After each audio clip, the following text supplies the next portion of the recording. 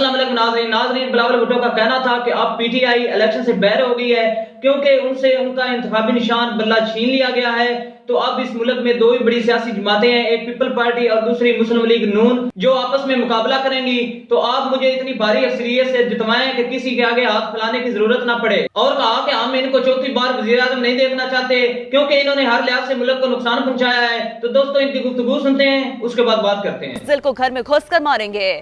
Peoples party chairman نے واضح کر دیا کہ اتحادیوں نے عوام کو دھوکہ دیا, اب کسی سے اتحاد نہیں ہوگا, اپنے بلبوتے پر حکومت بنائیں گے. یہ بھی کہا کہ نون لیگ والے کہتے ہیں کہ پیسے نہیں ہیں, 18ویں ترمیم ختم کر دیں. میں کہتا ہوں پیسے ہیں, آپ نے چوری کیا ہے.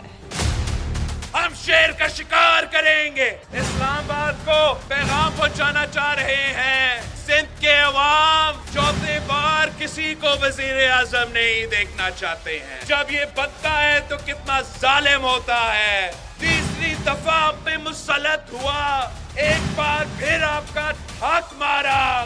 ہم کس خوشی میں اس کو چوتھی بار وزیر اعظم مانے. نون لیگ والے کہتے ہیں کہ 18ویں ترمیم ختم کرو, پیسہ نہیں ہے. میں کہتا ہوں کہ پیسہ ہے, آپ نے اس کو چوری کیا ہے. جو ہمارا اتحادی تھے انہوں نے آپ کو دھوکہ دیا. مجھے اتنا بھاری اکثریت دلوائیں گے کہ مجھے کسی کا ضرورت نہیں پڑوں گا. پاکستان پیپلز پارٹی کی طاقت پہ حکومت بناؤں گا. بلا نہیں رہا, شیر اور تیر کا مقابلہ ہوگا. اور شیر کا شکار کے لیے تیر استعمال کیا جاتا ہے. یہ کس قسم کا شیر ہے؟ یہ تو اپنے گھر میں چھپتے ہیں, ان کے گھر میں گھس کے ان کو ماروں گا. یا صاحب کو تو ہم نے دیکھ لیا ہے, وہ اپنے آپ کو امیر المومنین بنانا چاہ رہا تھا. ہم کیوں چوتھی دفعہ مان لے؟ ہم نہیں مانتے. پاکستان کے نوجوانوں کو سمجھانا ہے کہ اپنا ووٹ ضائع نہ کرے. یہ ووٹ کی طاقت قائد عوام نے آپ کو دیا تھا.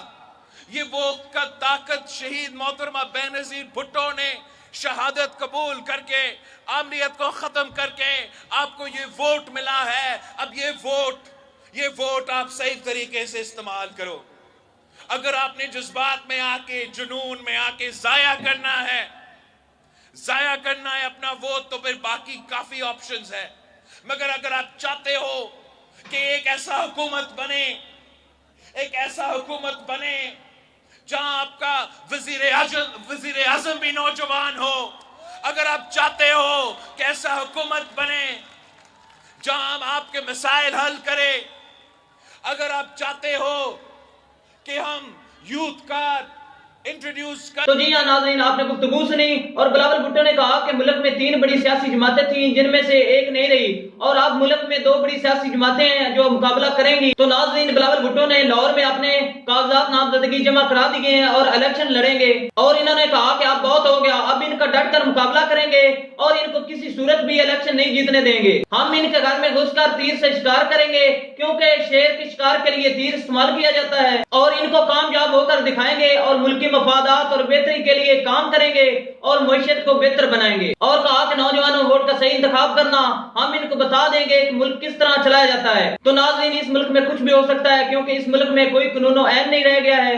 تو دوسری طرف یہ سمجھ بیٹھے ہیں کہ پی ٹی آئی اب کامیاب نہیں ہوگی, لیکن ان کی بھول ہے کہ عمران خان کا ووٹ بینک کتنا ہے اور پی ٹی آئی کے کینڈیڈیٹس کو کسی کیمپین کی ضرورت نہیں ہے. تو ناظرین اپنی رائے کا اظہار کمنٹ سیکشن میں لازمی کریں. ملتے ہیں کسی نیکسٹ ویڈیو میں. اللہ حافظ.